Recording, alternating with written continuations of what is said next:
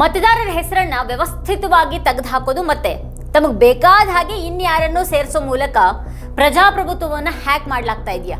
ಬಿಜೆಪಿಗೆ ಕಠಿಣ ಪೈಪೋಟಿ ಇರುವಲ್ಲೆಲ್ಲ ಸಾವಿರಾರು ದಲಿತ, OBC ಮತ್ತೆ ಮುಸ್ಲಿಂ ಹೆಸರುಗಳು ಮತದಾರರ ಪಟ್ಟಿಯಿಂದ ಕಣ್ಮರೆಯಾಗ್ತಾ ಇರೋದು ಯಾಕೆ?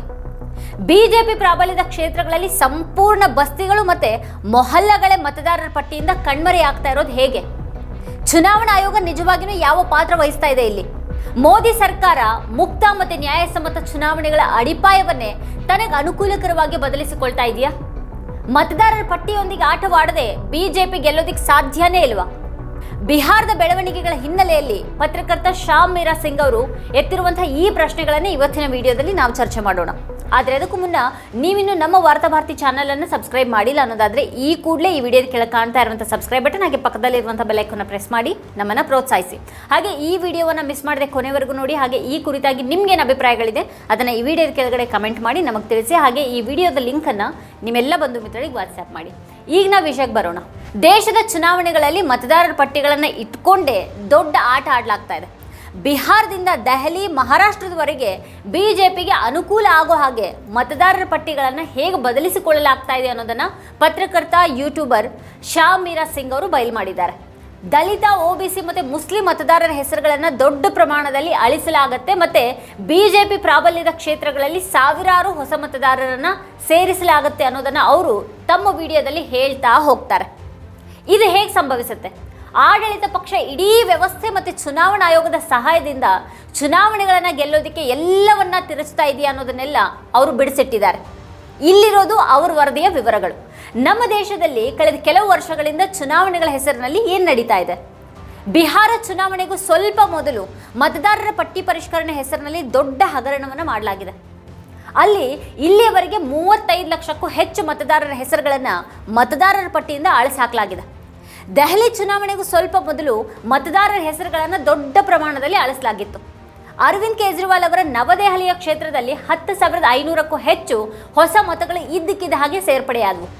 ಚುನಾವಣಾ ಫಲಿತಾಂಶಗಳು ಬಂದಾಗ ಬಿಜೆಪಿಯ ಪ್ರವೇಶ್ ವರ್ಮಾ ಅವರು ಅರವಿಂದ್ ಕೇಜ್ರಿವಾಲ್ ಅವರನ್ನು ಕೇವಲ 4,089 ಮತಗಳ ಅಂತರದಿಂದ ಸೋಲಿಸಿದರು. ಮಹಾರಾಷ್ಟ್ರ ಚುನಾವಣೆಗೂ ಸ್ವಲ್ಪ ಮೊದಲು ಕೇವಲ 4 ತಿಂಗಳೊಳಗೆ ಸುಮಾರು 48 ಲಕ್ಷ ಹೊಸ ಮತದಾರರು ಸೇರ್ಪಡೆಯಾಗಿದ್ದರು. ಪ್ರತಿ ರಾಜ್ಯದಲ್ಲೂ, ಪ್ರತಿ ವಿರೋಧ ಪಕ್ಷಗಳ ಸರ್ಕಾರ ಇರುವಂತಹ ರಾಜ್ಯದಲ್ಲೂ ಮತ್ತೆ ಮಹಾರಾಷ್ಟ್ರದಲ್ಲೂ ಮತದಾರರ ಪಟ್ಟಿಯ ಬಗ್ಗೆ ಈಗ ಪ್ರಶ್ನೆಗಳಿವೆ. ಮತದಾರರ ಪಟ್ಟಿಯನ್ನು ಹೀಗೆಲ್ಲ ತಿರುಚಬಹುದಾ? ಮತದಾರರ ಪಟ್ಟಿಯನ್ನು ಹೇಗೆ ನಿರ್ವಹಿಸಲಾಗ್ತಾ ಇದೆ? ಆಡಳಿತಾರೂಢ ಬಿಜೆಪಿ ಅಧಿಕಾರಿಗಳು ಮತ್ತು ಚುನಾವಣಾ ಆಯೋಗವನ್ನು ಬಳಸಿಕೊಂಡು ಮತದಾರರ ಹಕ್ಕುಗಳನ್ನು ಕಸಿದುಕೊಳ್ಳುವ ಮೂಲಕ ಮತ್ತೆ ಗೆಲ್ತಾ ಇದೆಯಾ? ದೆಹಲಿ ಚುನಾವಣೆಗೂ ಸ್ವಲ್ಪ ಮೊದಲು ಹೆಚ್ಚಾಗಿ ದೆಹಲಿಯ ಕೊಳಗೇರಿಗಳು ಮತ್ತು ಆಮ್ ಆದ್ಮಿ ಪಕ್ಷದ ಮತ ಬ್ಯಾಂಕ್ ಅಂತ ಪರಿಗಣಿಸಲ್ಪಟ್ಟಿದ್ದಂಥ ಕಡಿಮೆ ಆದಾಯದ ಗುಂಪಿನ ಪ್ರದೇಶಗಳಲ್ಲಿ ಮತದಾರರ ಹೆಸರುಗಳನ್ನು ಅಳಿಸಾಕಲಾಯಿತು. ಡಿಸೆಂಬರ್ 6, 2024ರಂದು ಅರವಿಂದ್ ಕೇಜ್ರಿವಾಲ್ ಅವರು ಪತ್ರಿಕಾಗೋಷ್ಠಿಯಲ್ಲಿ ಕಳೆದ 1 ತಿಂಗಳೊಳಗೆ ಶಹದಾರಾ ವಿಧಾನಸಭೆಯಲ್ಲಿ ಸುಮಾರು 11,018 ಮತಗಳನ್ನು ಕಡಿತಗೊಳಿಸಲಾಗಿದೆ ಅಂತ ಆರೋಪ ಮಾಡಿದರು. ಇಲ್ಲಿ 11,000 ಮತಗಳು ಅಂತ ಅಂದರೆ ಬಹಳ ಸಣ್ಣ ಸಂಗತಿ ಅಂತ ನಮಗೆ ಅನ್ನಿಸ್ಬಹುದು. ಆದರೆ ವಿಧಾನಸಭೆ ಸ್ಥಾನಗಳು ಲೋಕಸಭಾ ಸ್ಥಾನಗಳಿಗಿಂತ ತುಂಬ ಚಿಕ್ಕದಾಗಿದೆ ಅನ್ನೋದನ್ನು ನಾವು ಅರ್ಥ ಮಾಡ್ಕೊಳ್ಳೋದು ಇಲ್ಲಿ ಬಹಳ ಮುಖ್ಯ ಆಗುತ್ತೆ. ಶಹದಾರಾ ವಿಧಾನಸಭೆ ಕ್ಷೇತ್ರದಲ್ಲಿ ಒಟ್ಟು ನೋಂದಾಯಿತ ಮತದಾರರು ಸುಮಾರು 2 ಲಕ್ಷ. ಇವರಲ್ಲಿ ಕೇವಲ 1,26,000 ಮತದಾರರು ಮತವನ್ನು ಚಲಾಯಿಸಿದರು. 2025ರ ದೆಹಲಿ ವಿಧಾನಸಭಾ ಚುನಾವಣೆಯಲ್ಲಿ ಬಿಜೆಪಿಯ ಸಂಜಯ್ ಗೋಯಲ್ ಆಮ್ ಆದ್ಮಿ ಪಕ್ಷದ ಜಿತೇಂದ್ರ ಸಿಂಗ್ ಶೆಟ್ಟಿ ಅವರನ್ನ ಕೇವಲ 5,178 ಮತಗಳಿಂದ ಸೋಲಿಸಿದರು. ಈ ರೀತಿ ಸಣ್ಣ ವಿಧಾನಸಭೆಯಲ್ಲಿ 11,000 ಮತಗಳನ್ನು ಅಳಿಸೋದು ಚುನಾವಣೆ ಫಲಿತಾಂಶನೇ ಬದಲಾಗೋದಕ್ಕೆ ಕಾರಣ ಆಗಬಹುದು. ಆರಂಭದಲ್ಲಿ ಇದು ಕೇವಲ ಒಂದು ವಿಧಾನಸಭೆಯಲ್ಲಿ ಮಾತ್ರ ನಡೆದಿದೆ ಅನ್ನುವಂತೆ ಕಾಣಿಸ್ತು. ಆದರೆ ವಿವಿಧ ವಿಧಾನಸಭೆಗಳ ಡೇಟಾ ಹೊರಬಂದಾಗ ಅನೇಕ ಆಶ್ಚರ್ಯಕರ ವಿಷಯಗಳು ಮುನ್ನೆಲೆಗೆ ಬಂದವು. ಡಿಸೆಂಬರ್ 11, 2024ರಂದು ಮನೀಶ್ ಸಿಸೋಡಿಯಾ ಮತ್ತು ರಾಘವ್ ಚಡ್ಡಾ 7 ವಿಧಾನಸಭೆಗಳ ಡೇಟಾವನ್ನು ತೆಗೆದುಕೊಂಡು ವರ್ಷಗಳಿಂದ ವಾಸಿಸ್ತಾ ಇರುವಂತಹ 22,000ಕ್ಕೂ ಹೆಚ್ಚು ಜನರ ಮತಗಳನ್ನು ಅಳಿಸೋದಕ್ಕೆ ಅರ್ಜಿಯನ್ನು ಚುನಾವಣಾ ಆಯೋಗಕ್ಕೆ ನೀಡಲಾಗಿದೆ ಅಂತ ಬಿಜೆಪಿಯ ವಿರುದ್ಧ ಆರೋಪ ಮಾಡಿದರು. ಚುನಾವಣಾ ಆಯೋಗ ನಿಯಮಗಳ ಪ್ರಕಾರ ಮತಗಳನ್ನು ಅಳಿಸುವಂಥ ಒಂದು ಪ್ರಕ್ರಿಯೆಯನ್ನು ಗಂಭೀರವಾಗಿ ಪರಿಗಣಿಸುತ್ತೆ. ಆದರೆ ದೆಹಲಿಯ ವಿಷಯದಲ್ಲಿ ಎಲ್ಲಾನು ಇದಕ್ಕೆ ವಿರುದ್ಧವಾಗಿತ್ತು. ಅಲ್ಲಿ ಬಹಳ ದೊಡ್ಡ ಮತಗಳ ಹಗರಣ ನಡೀತು ಅಂತ ಶ್ಯಾಮ್ ಮೀರಾ ಸಿಂಗ್ ಅವರು ಆರೋಪ ಮಾಡ್ತಾರೆ. ಜನವರಿ 11ರಂದು ರಾಜ್ಯಸಭಾ ಸಂಸದ ಸಂಜಯ್ ಸಿಂಗ್ ಅವರು ಪತ್ರಿಕಾಗೋಷ್ಠಿಯಲ್ಲಿ ಬಿಜೆಪಿ ತನ್ನ ಸಂಸದರು, ಶಾಸಕರು ಮತ್ತು ಸಚಿವ ಸ್ಥಾನಗಳ ಹೆಸರಿನಲ್ಲಿ ನಕಲಿ ಮತಗಳನ್ನು ಪಡಿತಾ ಇದೆ ಅಂತ ಹೇಳಿದರು. ನವದೆಹಲಿ ವಿಧಾನಸಭೆಯಿಂದ ಅರವಿಂದ್ ಕೇಜ್ರಿವಾಲ್ ವಿರುದ್ಧ ಬಿಜೆಪಿ ಅಭ್ಯರ್ಥಿಯಾಗಿರುವಂತಹ ಪರ್ವೇಶ್ ವರ್ಮಾ ಅವರ ಸರ್ಕಾರಿ ನಿವಾಸದಿಂದ ಹೊಸ ಮತಗಳನ್ನು ಹಾಕೋದಿಕ್ಕೆ 33 ಅರ್ಜಿಗಳು ಬಂದಿವೆ ಅಂತ ಸಂಜಯ್ ಸಿಂಗ್ ಆರೋಪ ಮಾಡಿದ್ದಾರೆ. ಇಲ್ಲಿ ಆಶ್ಚರ್ಯಕರ ಸಂಗತಿ ಏನು ಅಂತಂದ್ರೆ, ಕೇವಲ 8-9 ತಿಂಗಳ ಹಿಂದೆ ಲೋಕಸಭೆ ಚುನಾವಣೆ ಹೊತ್ತಿನಲ್ಲಿ ಅಲ್ಲಿ ಕೇವಲ 4 ಮತಗಳು ಇದ್ವು. ಅದೇ ರೀತಿ ಹೊಸ ಮತಗಳನ್ನು ಸೇರಿಸೋದಿಕ್ಕೆ 26 ಅರ್ಜಿಗಳು ಬಿಜೆಪಿಯ ಕೇಂದ್ರ ಸಚಿವ ಪಂಕಜ್ ಚೌಧರಿ ಅವರ ವಿಳಾಸದಿಂದ ಬಂದವು. ಲೋಕಸಭೆ ಚುನಾವಣೆ ಸಮಯದಲ್ಲಿ ಕೇವಲ 3 ಮತಗಳನ್ನು ಹೊಂದಿದಂತಹ CP ಜೋಶಿ ಹೊಸ ಮತಗಳನ್ನು ಹಾಕೋದಿಕ್ಕೆ 28 ಅರ್ಜಿಗಳನ್ನು ಹಾಕಿದ್ರು. ಈ ರೀತಿಯಾಗಿ ಹೊಸ ಮತಗಳನ್ನು ಹಾಕೋದಿಕ್ಕೆ 173 ಅರ್ಜಿಗಳು ಕೇವಲ 8 ಸಂಸದರ ಮನೆಗಳಿಂದ ಬಂದವು. ಮತ ಸೇರ್ಪಡೆಯನ್ನು ಹೊರತುಪಡಿಸಿ ಅಕ್ಟೋಬರ್ 29ರಿಂದ ಜನವರಿ 2, 2025 ದೆಹಲಿ ವಿಧಾನಸಭೆಯಲ್ಲಿ ಮಾತ್ರನೇ ಮತದಾರರ ಹೆಸರು ಅಳಿಸೋದಿಕ್ಕೆ 6167 ಅರ್ಜಿಗಳು ಬಂದಿವೆ. ಮತ್ತೆ ಈ 6167 ಅರ್ಜಿಗಳಲ್ಲಿ 4283 ಅರ್ಜಿಗಳನ್ನು ಕೇವಲ 84 ಜನರು ಕಳಿಸಿದ್ದಾರೆ ಅಂತ AAP ಆರೋಪ ಮಾಡಿದೆ. ಒಂದು ದಿನದಲ್ಲಿ ಕೆಲವೊಮ್ಮೆ 500 ಅರ್ಜಿಗಳು, ಕೆಲವೊಮ್ಮೆ 600 ಅರ್ಜಿಗಳು, ಕೆಲವೊಮ್ಮೆ 1000 ಅರ್ಜಿಗಳು ಬಂದಿದ್ವು ಅಂತ ಹೇಳಲಾಗಿದೆ. ದೆಹಲಿಯಲ್ಲಿ ಚುನಾವಣಾ ಆಯೋಗ 84 ಆಕ್ಷೇಪಣೆ ಸಲ್ಲಿಸಿದವರಲ್ಲಿ ಕೇವಲ 11 ಆಕ್ಷೇಪಣೆದಾರರನ್ನ ಕರೆದು ಜನವರಿ 2, 3 ಮತ್ತು 4ರಂದು ಪ್ರಶ್ನೆ ಮಾಡಿದಾಗ ಈ ಎಲ್ಲ 11 ಜನರು ತಾವು ಅಂತಹ ಯಾವುದೇ ಒಂದು ಅರ್ಜಿಯನ್ನ ನೀಡಿಲ್ಲ ಅಂತ ನಿರಾಕರಿಸಿದ್ರು. ಮತ ಅಳಿಸುವಿಕೆ ಪ್ರಕ್ರಿಯೆಯಲ್ಲಿ ಒಬ್ಬ ಆಕ್ಷೇಪಣೆದಾರ ನಕಲಿ ಅಂತ ಕಂಡು ಬಂದ್ರೆ ಆ ಸ್ಥಿತಿಯಲ್ಲಿ ಎಲ್ಲ ಆಕ್ಷೇಪಣೆದಾರರ ಬಗ್ಗೆ ಪರಿಶೀಲನೆಯನ್ನ ಮಾಡಬೇಕು ಅನ್ನೋ ಒಂದು ನಿಯಮ ಕೂಡ ಇದೆ. ಇಲ್ಲಿ AAP ಚುನಾವಣಾ ಆಯೋಗದ ಚುನಾವಣಾಧಿಕಾರಿಯನ್ನ ಈ ಬಗ್ಗೆ ತನಿಖೆ ನಡೆಸೋದಕ್ಕೆ ಕೇಳಿದಾಗ ಅವರು ನಿರಾಕರಿಸಿದ್ರು ಅಂತ ಆರೋಪ ಮಾಡಿದರು. ವಿರೋಧ ಪಕ್ಷಗಳು ಪರಿಶೀಲನೆ ಮಾಡೋದಕ್ಕೆ ಸಾಧ್ಯವಾಗುವಂತೆ ಆಕ್ಷೇಪಣೆದಾರರ ಹೆಸರುಗಳು, ವಿಳಾಸಗಳು, ಫೋನ್ ಸಂಖ್ಯೆಗಳನ್ನಾದರೂ ನೀಡಿ ಅಂತ ಕೇಳಿದ್ದಾಗಿ AAP ಹೇಳಿದೆ. ಚುನಾವಣಾ ಆಯೋಗ ಅದನ್ನು ಕೂಡ ನಿರಾಕರಿಸಿತು ಅನ್ನೋದು AAPಯ ಆರೋಪ ಆಗಿದೆ. ಚುನಾವಣಾ ಆಯೋಗ ವಿರೋಧ ಪಕ್ಷಗಳನ್ನು ವಿಶ್ವಾಸಕ್ಕೆ ತೆಗೆದುಕೊಳ್ಳುವಲ್ಲಿ ವಿಫಲವಾಗಿದೆ ಅನ್ನೋದಂತೂ ಸ್ಪಷ್ಟವಾಗಿದೆ. ಈಗ ಕೆಲವು ಮಾಧ್ಯಮ ಪೋರ್ಟಲ್ಗಳು AAP ಹೇಳಿಕೆಗಳನ್ನು ತನಿಖೆ ಮಾಡಿದಾಗ ಅದರ ಅನೇಕ ಹೇಳಿಕೆಗಳು ಸುಳ್ಳು ಅಂತ ಕಂಡು ಬಂದಿದೆ. 2025ರ ಈ ದೆಹಲಿ ವಿಧಾನಸಭಾ ಚುನಾವಣೆಯಲ್ಲಿ ಬಿಜೆಪಿ 27 ವರ್ಷಗಳ ನಂತರ ಗೆಲ್ಲುವಲ್ಲಿ ಯಶಸ್ವಿಯಾಗಿದೆ. ದೆಹಲಿಯಲ್ಲಿ ಬಿಜೆಪಿಯ ಮತ ಶೇಕಡಾವಾರು ಕಳೆದ ಕೆಲ ವರ್ಷಗಳಿಂದ 34%ರಿಂದ 38%ರಷ್ಟಿತ್ತು. ಆದರೆ ಈ ಬಾರಿ ಬಿಜೆಪಿಯ ಮತ ಹಂಚಿಕೆ 45.6%ಕ್ಕೆ ಏರಿತು. ದೆಹಲಿಯ ಕೊಳಚೆ ಪ್ರದೇಶಗಳಲ್ಲಿ AAP 2020ರಲ್ಲಿ ಗರಿಷ್ಠ ಮತವನ್ನು ಪಡೆದಿತ್ತು. 2020ರಲ್ಲಿ AAP ಎಲ್ಲ 10 ಸ್ಥಾನಗಳನ್ನು ಗೆದ್ದಿತ್ತು. ಮತ್ತೆ ಆ 10 ಸ್ಥಾನಗಳಲ್ಲಿ ಬಿಜೆಪಿ ಈ ಬಾರಿ 7 ಸ್ಥಾನಗಳನ್ನು ಗೆಲ್ಲುವಲ್ಲಿ ಯಶಸ್ವಿಯಾಯಿತು. ಕೊಳಗೇರಿ ನಿವಾಸಿಗಳ ಮತಗಳು 40%ಗಿಂತ ಹೆಚ್ಚಿರುವಂಥ ಮತ್ತೆ ಸಾಮಾನ್ಯವಾಗಿ AAP ಮತದಾರರು ಅಂತ ಪರಿಗಣಿಸಲ್ಪಟ್ಟಂತಹ ಸ್ಥಾನಗಳಿವು. ಈ ಪ್ರದೇಶಗಳಲ್ಲಿ ಮತದಾರರ ಪಟ್ಟಿಯಲ್ಲಿ ಸಾಕಷ್ಟು ತಿರುಚುವಿಕೆ ನಡೆದಿತ್ತು. ಇನ್ನು ವಿಧಾನಸಭಾ ಚುನಾವಣೆಗಳಲ್ಲಿ 1 ಅಥವಾ 2,000 ಮತಗಳು ಸಹ ಬಹಳ ಮಹತ್ವದಾಗಿವೆ. ದೆಹಲಿಯಲ್ಲಿ 3 ಸ್ಥಾನಗಳಲ್ಲಿ ಬಿಜೆಪಿ 500ಕ್ಕಿಂತ ಕಡಿಮೆ ಮತಗಳಿಂದ ಗೆದ್ದಿತ್ತು. ಮೆಹರೌಲಿಯಲ್ಲಿ ಬಿಜೆಪಿ ಕೇವಲ 482 ಮತಗಳಿಂದ ಗೆದ್ದು, ಹಾಗೆ ತ್ರಿಲೋಕ್ಪುರಿಯಲ್ಲಿ ಬಿಜೆಪಿ ಕೇವಲ 392 ಮತಗಳಿಂದ ಗೆದ್ದಿತ್ತು. ಸಂಗಮ್ ವಿಹಾರ್ನಲ್ಲಿ ಬಿಜೆಪಿ ಕೇವಲ 344 ಮತಗಳಿಂದ ಗೆದ್ದಿತ್ತು.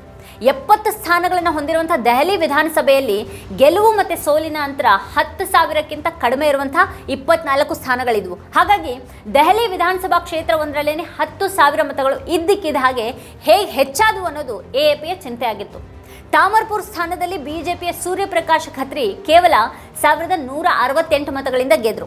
ರಾಜೇಂದ್ರ ನಗರ್ ಕ್ಷೇತ್ರದಲ್ಲಿ ಬಿಜೆಪಿ ಅಭ್ಯರ್ಥಿ ಉಮಾಂಗ್ ಬಜಾಜ್ AAP ನಾಯಕ ದುರ್ಗೇಶ್ ಪಾಠಕ್ ಅವರನ್ನ 1,031 ಮತಗಳ ಅಂತರದಿಂದ ಸೋಲಿಸಿದ್ರು. ಅದೇ ರೀತಿ ನವದೆಹಲಿಯಲ್ಲಿ ಕೇಜ್ರಿವಾಲ್ ಅವರು ಬಿಜೆಪಿ ಅಭ್ಯರ್ಥಿ ಪರ್ವೇಶ್ ವರ್ಮಾ ಅವರ ವಿರುದ್ಧ ಕೇವಲ 4,089 ಮತಗಳಿಂದ ಸೋತರು. ಮಾಲ್ವಿಯಾ ನಗರ ಕ್ಷೇತ್ರದಲ್ಲಿ ಬಿಜೆಪಿ ಅಭ್ಯರ್ಥಿ ಸತೀಶ್ ಉಪಾಧ್ಯಾಯ ಅವರು ಸೋಮನಾಥ್ ಭಾರತಿ ಅವರನ್ನ 2,131 ಮತಗಳ ಅಂತರದಿಂದ ಸೋಲಿಸಿದರು. ಗ್ರೇಟರ್ ಕೈಲಾಶ್ ಕ್ಷೇತ್ರದಲ್ಲಿ ಭಾರತೀಯ ಜನತಾ ಪಕ್ಷದ ಅಭ್ಯರ್ಥಿ ಶಿಖರ್ ರಾಯ್ ಸೌರಭ್ ಭಾರದ್ವಾಜ್ ಅವರನ್ನ 3,188 ಮತಗಳ ಅಲ್ಪ ಅಂತರದಿಂದ ಸೋಲಿಸಿದರು. ಬಿಜೆಪಿ ನಾಯಕರು AAP ನಾಯಕರನ್ನ ಕಡಿಮೆ ಮತಗಳಿಂದ ಸೋಲಿಸಿದ್ದಲ್ಲದೆ AAP ನಾಯಕರು ಅನೇಕ ಸ್ಥಳಗಳಲ್ಲಿ ಬಿಜೆಪಿ ಅಭ್ಯರ್ಥಿಗಳನ್ನ ಬಹಳ ಕಡಿಮೆ ಮತಗಳಿಂದ ಸೋಲಿಸಿದ್ದಾರೆ ಅನ್ನೋದು ಕೂಡ ಮುಖ್ಯ ಆಗುತ್ತೆ. ಆದರೂ ಕಡಿಮೆ ಮತಗಳಿಂದ ಗೆದ್ದಂತಹ ಬಿಜೆಪಿ ಅಭ್ಯರ್ಥಿಗಳ ಸಂಖ್ಯೆ ಹೆಚ್ಚಾಗಿತ್ತು. ಯಾಕಂದ್ರೆ ಇಲ್ಲಿ ಚುನಾವಣಾ ಆಯೋಗ ಕೊನೆಯ ಕ್ಷಣದಲ್ಲಿ ಮತದಾರರ ಪಟ್ಟಿಯನ್ನು ತಿರುಚಿದೆ ಅಂತ ಆರೋಪ ಮಾಡಲಾಗಿದೆ. ಚುನಾವಣಾ ಆಯೋಗ ನಿಷ್ಪಕ್ಷಪಾತವಾಗಿದ್ರೆ ಬಹುಶಃ AAP ಇನ್ನೂ ಅನೇಕ ಸ್ಥಳಗಳಲ್ಲಿ ಗೆದ್ದಿರ್ತಾ ಇತ್ತು, ಮತ್ತೆ ಬಹುಶಃ ಇಡೀ ಚುನಾವಣೆ ಫಲಿತಾಂಶ ಬೇರೆನೇ ಇರ್ತಾ ಇತ್ತು ಅನ್ನುವಂಥ ಒಂದು ಸೂಚನೆಗಳು ಸಿಗ್ತಾ ಇವೆ. ಚುನಾವಣಾ ಆಯೋಗ ದೆಹಲಿಯಲ್ಲಿ ಮಾತ್ರನೇ ಅಲ್ಲದೆ ಇತರ ರಾಜ್ಯಗಳಲ್ಲಿಯೂ ಕೂಡ ಬಿಜೆಪಿ ಪರವಾಗಿ ಅಕ್ರಮವನ್ನು ಎಸಗಲಾಗಿದೆ ಅಂತ ಆರೋಪ ಮಾಡಲಾಗಿದೆ. ನ್ಯೂಸ್ ಲಾಂಡ್ರಿ ವರದಿಗಾರ್ತಿ ಸುಮೇಧಾ ಮಿತ್ತಲ್ ಅವರು 3 ಲೋಕಸಭಾ ಸ್ಥಾನಗಳಾದ ಮೀರತ್, ಫಾರೂಕಾಬಾದ್ ಮತ್ತೆ ಚಾಂದನಿ ಚೌಕ್ಗಳಲ್ಲಿ ಒಂದು ವ್ಯಾಪಕ ಸಮೀಕ್ಷೆಯನ್ನು ನಡೆಸಿದ್ರು. ಅವರು ಹಳ್ಳಿಯಿಂದ ಹಳ್ಳಿಗೆ ಹೋಗಿ ಜನರೊಂದಿಗೆ ಮಾತಾಡಿದ್ರು. ಇದು ವಿರೋಧ ಪಕ್ಷದ ಆರೋಪಗಳು ನಿಜ ಅನ್ನೋದನ್ನು ಸಾಬೀತುಪಡಿಸಿತು. ಲೋಕಸಭಾ ಚುನಾವಣೆಗೂ ಮೊದಲು ಈ ಸ್ಥಾನಗಳಲ್ಲಿ ಹೆಚ್ಚಿನ ಸಂಖ್ಯೆಯ ಹೊಸ ಮತಗಳನ್ನು ಸೇರಿಸಲಾಯಿತು ಮತ್ತೆ ಅಳಿಸಲಾಯಿತು. ನ್ಯೂಸ್ ಲಾಂಡ್ರಿ ಈ 3 ಲೋಕಸಭಾ ಸ್ಥಾನಗಳ 5495ಕ್ಕೂ ಹೆಚ್ಚು ಮತದಾನ ಕೇಂದ್ರಗಳ ಕೊನೆಯ ಮತದಾರರ ಪಟ್ಟಿಯನ್ನು ಪರಿಶೀಲಿಸಿತು ಮತ್ತೆ ಗರಿಷ್ಠ ಸಂಖ್ಯೆಯ ಮತಗಳನ್ನು ಕಡಿತಗೊಳಿಸಿದಂತಹ ಬೂತ್ಗಳನ್ನು ಆಯ್ಕೆ ಮಾಡಿತು. ಬಿಜೆಪಿಯ ಮುಖೇಶ್ ರಜಪೂತ್ ಫಾರೂಕಾಬಾದ್ ಲೋಕಸಭಾ ಸ್ಥಾನವನ್ನು ಗೆದ್ರು. ಅವರು 4,87,000ಕ್ಕೂ ಹೆಚ್ಚು ಮತಗಳನ್ನು ಪಡೆದ್ರು ಮತ್ತೆ ಎಸ್ಪಿಯ ನವಲ್ ಕಿಶೋರ್ ಸಖ್ಯ 4,85,000ಕ್ಕೂ ಹೆಚ್ಚು ಮತಗಳನ್ನು ಪಡೆದ್ರು. ಗೆಲುವಿನ ನಂತರ ಇಲ್ಲಿ ಕೇವಲ 2,678 ಮತಗಳಾಗಿದ್ವು.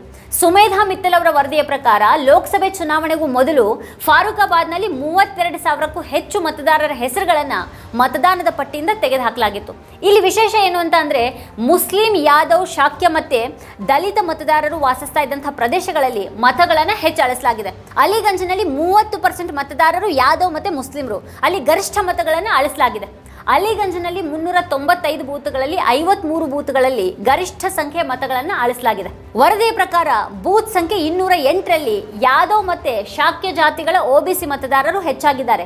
ಇಲ್ಲಿ 12% ಅಂದ್ರೆ 105 ಮತಗಳನ್ನು ಅಳಿಸಲಾಗಿದೆ. ಬೂತ್ ಸಂಖ್ಯೆ 140ರಲ್ಲಿ ಯಾದವ್ ಮತ್ತೆ ಶಾಕ್ಯ ಜಾತಿಗಳ ಮತದಾರರು ಹೆಚ್ಚಾಗಿದ್ದಾರೆ. ಇಲ್ಲಿ 9% ಅಂದ್ರೆ 68 ಮತಗಳನ್ನು ಅಲ್ಲಿ ಅಳಿಸಲಾಗಿದೆ. ಬೂತ್ ಸಂಖ್ಯೆ 193ರಲ್ಲಿ ಮುಸ್ಲಿಂ ಮತ್ತೆ ದಲಿತ ಮತದಾರರು ಹೆಚ್ಚಿದ್ದಾರೆ. ಇಲ್ಲಿ 9.5% ಅಂದ್ರೆ 102 ಮತಗಳನ್ನು ಅಳಿಸಲಾಗಿದೆ. ಈ 3 ಬೂತ್ಗಳ ಒಟ್ಟು 275 ಮತದಾರರ ಮತಗಳನ್ನು ಅವ್ರ ಸಾವು, ವಿಳಾಸ ಬದಲಾವಣೆ ಮತ್ತೆ ನಕಲಿ ನಮೂದುಗಳಿಂದಾಗಿ ಅಳಿಸಿ ಹಾಕಲಾಗಿದೆ ಅಂತ ಹೇಳಲಾಗಿದೆ. ಆದರೆ ನ್ಯೂಸ್ ಲಾಂಡ್ರಿ ತಂಡ ಇದನ್ನು ಪರಿಶೀಲಿಸಿದಾಗ ಈ 275 ಮತದಾರರಲ್ಲಿ 45 ಮತದಾರರು ಅಥವಾ ಸುಮಾರು 15% ಮತಗಳನ್ನು ತಪ್ಪಾಗಿ ಅಳಿಸಲಾಗಿದೆ ಅನ್ನೋದು ಪತ್ತೆಯಾಗಿದೆ. ಜನರೊಂದಿಗೆ ಯಾವುದೇ ಮಾತುಕತೆಯನ್ನು ನಡೆಸದೆ, ಯಾವುದೇ ಒಂದು ಸೂಚನೆಯನ್ನು ನೀಡದೆ ಅವರು ಇನ್ನೂ ತಮ್ಮ ಗ್ರಾಮದಲ್ಲಿ ವಾಸಿಸ್ತಾ ಇದ್ರೂ ಕೂಡ ಮತವನ್ನು ನೇರವಾಗಿ ಅಳಿಸಲಾಗಿದೆ ಅನ್ನೋದನ್ನು ನ್ಯೂಸ್ ಲಾಂಡ್ರಿ ಪತ್ತೆ ಮಾಡಿದೆ. ಈ ಎಲ್ಲ ಬೂತ್ಗಳು SP ಮತ್ತು BSP ಮತದಾರರ ಬೂತ್ಗಳಾಗಿದ್ವು. ಲೋಕಸಭೆ ಚುನಾವಣೆಗೂ ಮೊದಲು ಈ ಮತಗಳನ್ನು ಈ ಬೂತ್ಗಳಿಂದ ಯಾಕೆ ಅಳಿಸಲಾಗಿದೆ ಅನ್ನೋದು ಇದರಿಂದ ಅರ್ಥ ಆಗುತ್ತೆ. ಈ ಬಗ್ಗೆ ನ್ಯೂಸ್ ಲಾಂಡ್ರಿ ಸ್ಥಳೀಯ ಸರ್ಕಾರಿ ಅಧಿಕಾರಿಗಳನ್ನು ವಿಚಾರಿಸಿದಾಗ ಮತದಾರರ ಪಟ್ಟಿಯಿಂದ ಹೆಚ್ಚಿನ ಸಂಖ್ಯೆಯ ಮತಗಳು ಅಳಿಸಿ ಹೋಗಿರೋದ್ರ ಹಿಂದೆ ಬಿಜೆಪಿಯ ಪತ್ರದ ದೊಡ್ಡ ಕೈವಾಡ ಇದೆ ಅಂತ ತಿಳಿದು ಬಂತು. ಅದನ್ನು ಅಲಿಗಂಜ್ ಬಿಜೆಪಿ ಶಾಸಕ ಸತ್ಯಪಾಲ್ ಸಿಂಗ್ ರಾಥೋಡ್ ಅವರು ಜನವರಿ 2024ರಲ್ಲಿ ಜಿಲ್ಲಾಡಳಿತಕ್ಕೆ ನೀಡಿದರು. ಈ ಪತ್ರ ಬರೆದ ಕೇವಲ 2 ವಾರಗಳ ನಂತರ ಸಾಮಾನ್ಯವಾಗಿ SP ಮತದಾರರಿದ್ದಂಥ ಅಲಿಗಂಜ್ನ 4 ಬೂತ್ಗಳಿಂದ 277 ಮತದಾರರ ಹೆಸರುಗಳನ್ನು ತೆಗೆದುಹಾಕಲಾಗಿದೆ. ಇಲ್ಲಿ ಆಶ್ಚರ್ಯಕರ ವಿಷಯ ಏನು ಅಂತ ಅಂದ್ರೆ ಚುನಾವಣಾ ಆಯೋಗದ ನಿಯಮಗಳನ್ನು ಪಾಲಿಸದೇನೆ ಈ ಹೆಸರುಗಳನ್ನು ನೇರವಾಗಿ ತೆಗೆದುಹಾಕಲಾಗಿದೆ. ಚುನಾವಣಾ ಆಯೋಗದ ನಿಯಮ ಏನು ಅಂತ ಅಂದ್ರೆ ಚುನಾವಣೆಗೆ 6 ತಿಂಗಳು ಮೊದಲು ಗಮನಿಸಲಾದಂತಹ ಪ್ರಕರಣಗಳಲ್ಲಿ ಆಯೋಗ ಯಾರ ಮತವನ್ನು ಕೂಡ ರದ್ದುಗೊಳಿಸೋದಿಕ್ಕೆ ಸಾಧ್ಯ ಇಲ್ಲ. ಇದು ಕೆಲವು ವಿಶೇಷ ಸಂದರ್ಭಗಳಲ್ಲಿ ಮಾತ್ರನೇ ಸಾಧ್ಯ ಮತ್ತು ಅದಕ್ಕಾಗಿ ಆಯೋಗದ ಅನುಮೋದನೆ ಪಡೆಯೋದು ಸಹ ಅಗತ್ಯ ಇರುತ್ತೆ. ಆದರೆ ಫಾರೂಕಾಬಾದ್ ಪ್ರಕರಣದಲ್ಲಿ ಈ ರೀತಿ ಏನೂ ಮಾಡಲಾಗಿಲ್ಲ.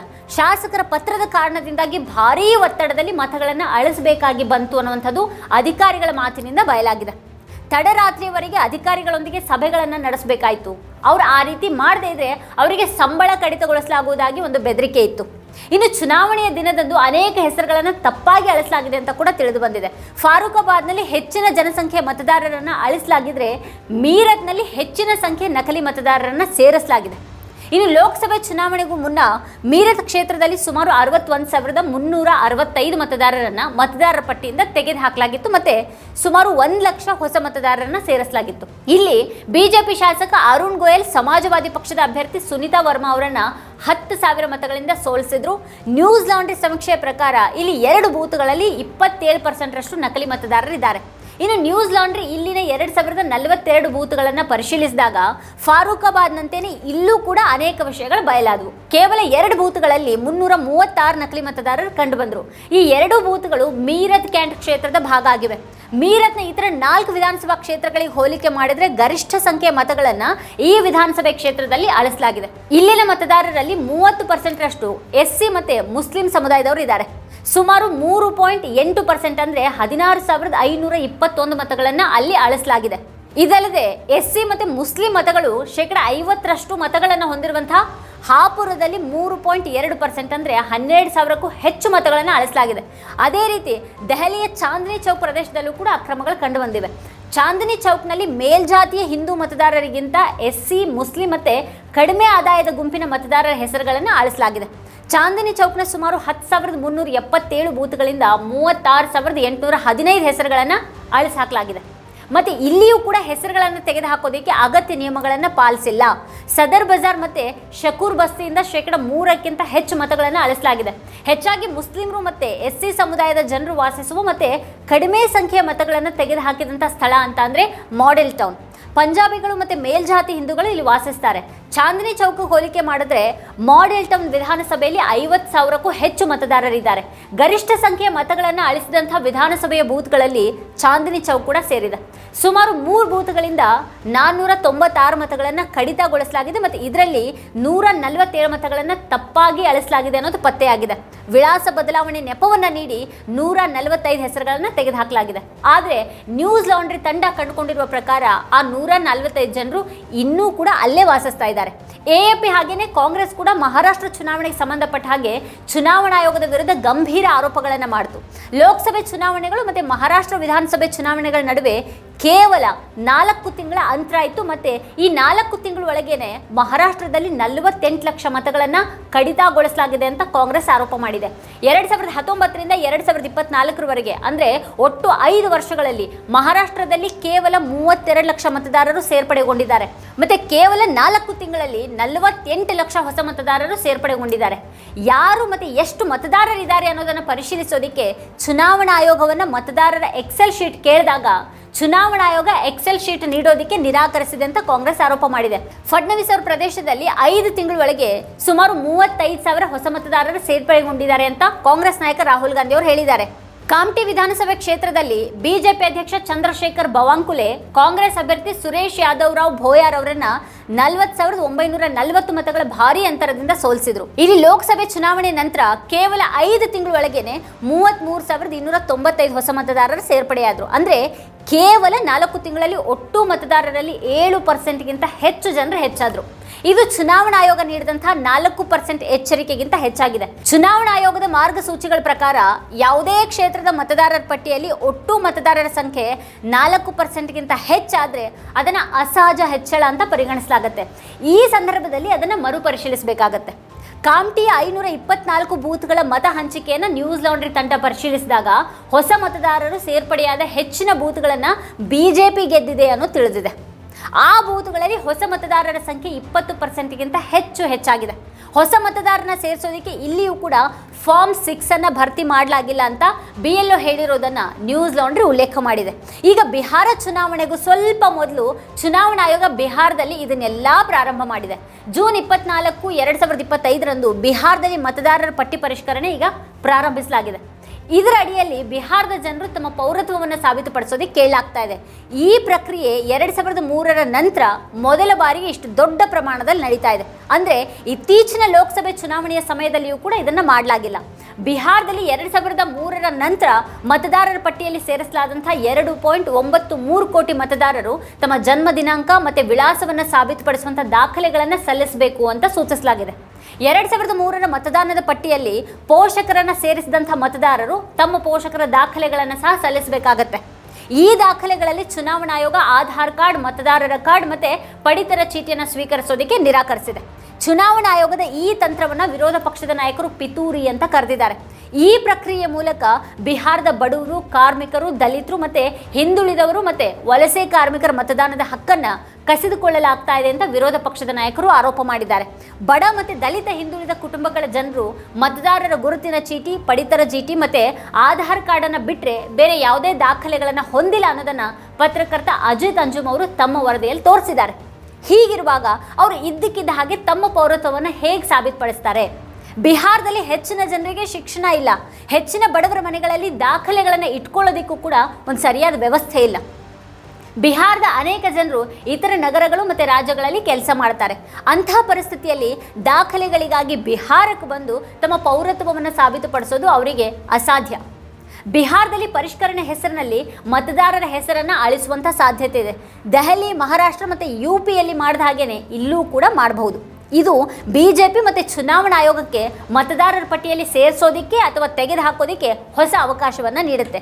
ಇದು ಸಾಮಾನ್ಯವಾಗಿ ವಿರೋಧ ಪಕ್ಷದ ಮತದಾರರಾಗಿರುವಂಥ ದಲಿತರು, ಅಲ್ಪಸಂಖ್ಯಾತರು ಮತ್ತು ಹಿಂದುಳಿದ ಸಮಾಜದ ಜನರ ಮೇಲೆ ನೇರವಾಗಿ ಪರಿಣಾಮ ಬೀರುತ್ತೆ. ಆದರೆ ಈ ಬಾರಿ ಬಿಹಾರದ ಪತ್ರಕರ್ತರು ಮತ್ತು ವಿರೋಧ ಪಕ್ಷದವರು ಚುನಾವಣಾ ಆಯೋಗದ ಈ ಪ್ರಕ್ರಿಯೆಯನ್ನು ಸಮಯಕ್ಕೆ ಸರಿಯಾಗಿ ಬಹಿರಂಗಪಡಿಸಿವೆ. ಇದಾದ ನಂತರ ಚುನಾವಣಾ ಆಯೋಗ ನಿಯಮಗಳನ್ನು ಸ್ವಲ್ಪ ಸಡಿಲಗೊಳಿಸಿದೆ. ಆದರೆ ಅಂತಿಮ ಮತದಾನ ಪಟ್ಟಿಯ ನಂತರನೇ ಯಾರ ಹೆಸರುಗಳನ್ನು ಕಡಿತಗೊಳಿಸಲಾಗಿದೆ ಮತ್ತು ಎಷ್ಟು ಹೆಸರುಗಳನ್ನು ಸೇರಿಸಲಾಗಿದೆ ಅನ್ನೋದು ತಿಳಿಯುತ್ತೆ. ಪತ್ರಕರ್ತ ಅಜಿತ್ ಅಂಜುಮ್ ಅವರು ತಮ್ಮ ವರದಿಯಲ್ಲಿ ದಾಖಲೆಗಳ ಕೆಲಸದಲ್ಲಿ ಹೇಗೆ ತಿರುಚುವಿಕೆ ನಡೀತಾ ಇದೆ ಅನ್ನೋದನ್ನು ತೋರಿಸಿದ್ದಾರೆ. ಅವ್ರ ವರದಿಯಿಂದ ಆಯೋಗ ಎಚ್ಚೆತ್ತುಕೊಳ್ಳೋ ಬದಲು ತನ್ನ ತಪ್ಪನ್ನು ಸರಿಪಡಿಸ್ಕೊಳ್ಳೋ ಬದಲು ಅವ್ರ ವಿರುದ್ಧನೇ FIR ದಾಖಲಿಸಿತು. ಇದು ಪ್ರಜಾಪ್ರಭುತ್ವ ದೇಶದಲ್ಲಿ ಮುಕ್ತ ಮತ್ತು ನ್ಯಾಯಸಮ್ಮತ ಚುನಾವಣೆ ನಡೆಸಬೇಕಾದಂಥ ಹೊಣೆ ಇರುವಂಥ ಚುನಾವಣಾ ಆಯೋಗದ ಲಕ್ಷಣ ಅಂತೂ ಖಂಡಿತ ಅಲ್ಲ.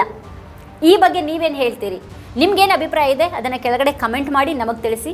ಇದೇ ಹೊತ್ತಿನ ಸ್ಪೆಷಲ್. ನೋಡ್ತಾ ಇರಿ ವಾರ್ತಾಭಾರತಿ.